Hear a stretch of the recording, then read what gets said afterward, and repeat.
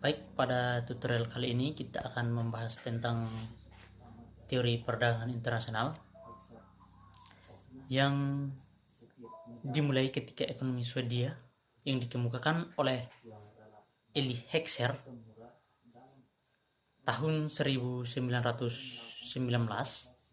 dan Bertil Ohlin pada tahun 1933 mengenai perdagangan internasional yang dijelaskan dalam teori keunggulan komparatif. Komparatif advantage menjelaskan bahwa perdagangan internasional dapat terjadi karena adanya perbedaan dalam productivity of labor atau faktor produksi yang secara eksplisit dinyatakan antar negara. Teori Heckscher-Ohlin menyatakan penyebab perbedaan produktivitas karena adanya jumlah atau proporsi faktor produksi yang dimiliki atau end-to-end faktor oleh masing-masing negara, sehingga menyebabkan terjadinya perbedaan harga barang yang dihasilkan. Teori modern ini juga dikenal sebagai deproportional factor theory. Negara-negara yang memiliki faktor produksi relatif banyak atau murah dalam memproduksinya akan melakukan spesialisasi produk untuk kemudian mengekspor barangnya. Sebaliknya, masing-masing negara akan mengimpor barang tertentu jika negara tersebut memiliki faktor produksi yang relatif langka atau mahal dalam memproduksinya.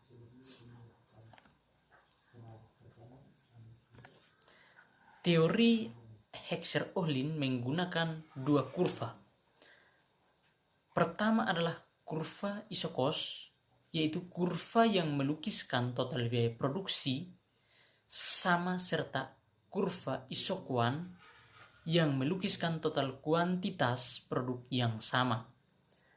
Teori ekonomi mikro menyatakan bahwa jika terjadi persinggungan antar kurva isokuan dan kurva isokos, maka akan ditemukan titik optimal sehingga dengan menetapkan biaya tertentu suatu negara akan memperoleh produksi maksimal dengan biaya yang minimal suatu negara dapat memproduksi sejumlah produk tertentu. Kedua kurva tersebut misalnya dengan contoh angka hipotesis perdagangan antara Indonesia yang padat labor dengan Korea Selatan yang padat modal.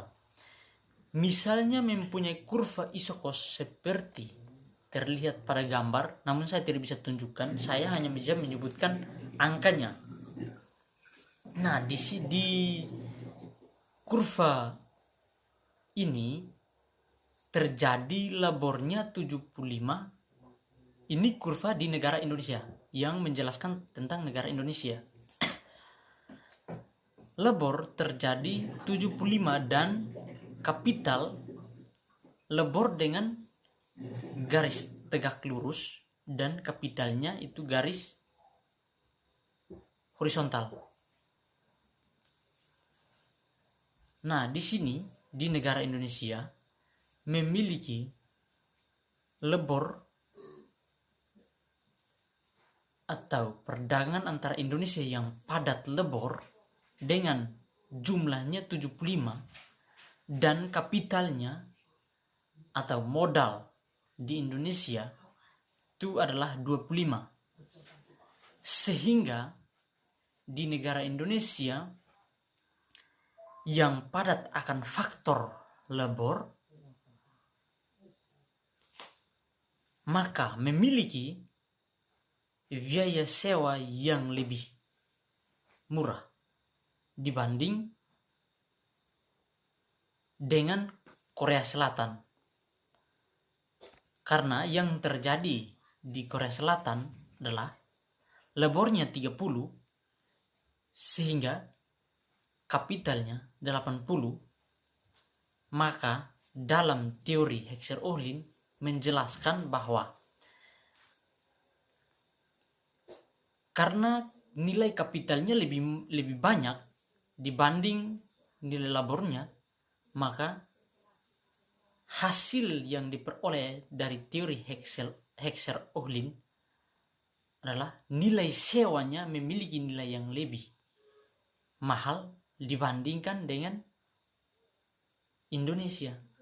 Karena Indonesianya faktor labornya banyak, maka nilai sewanya lebih mahal, lebih murah dibanding dengan Korea Selatan.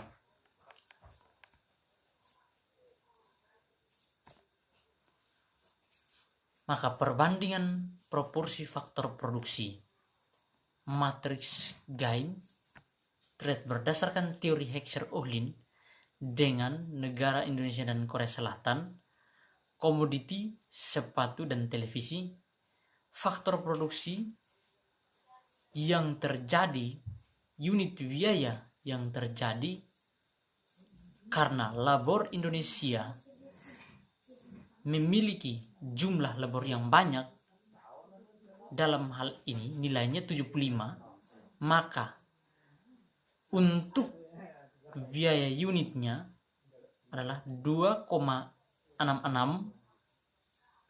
lebih murah dibanding dengan biaya sepatu di negara Korea, karena proporsi faktor produksi di Korea dengan pada sepatu 30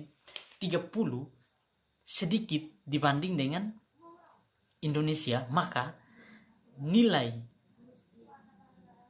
yang diperoleh, unit biaya yang diperoleh lebih mahal dibanding dengan Indonesia.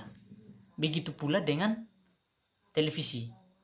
Televisi di Indonesia memiliki faktor proporsi produk 25 dan di Korea Selatan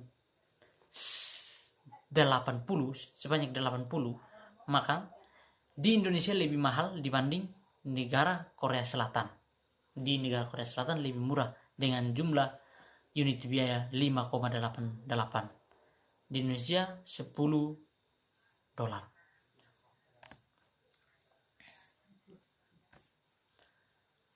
Analisis manfaat perdagangan internasional gain from trade yang diperoleh masing-masing negara berdasarkan teori Heckscher-Ohlin disusun dengan menggunakan asumsi 2x2x2 atau 2 negara, 2 komoditi, dan 2 faktor produksi.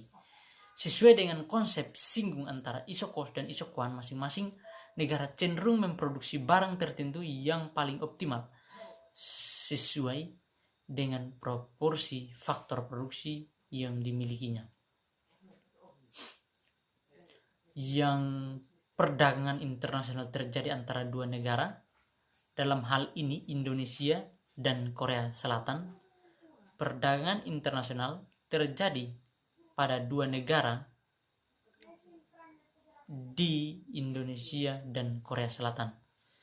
Setiap memproduksi 2 komoditi yang sama, misalnya 300 sepatu dan 80 televisi. Setiap negara menggunakan 2 jenis faktor produksi, yaitu labor dan kapital, dengan jumlah proporsi yang berbeda, seperti yang dijelaskan tadi.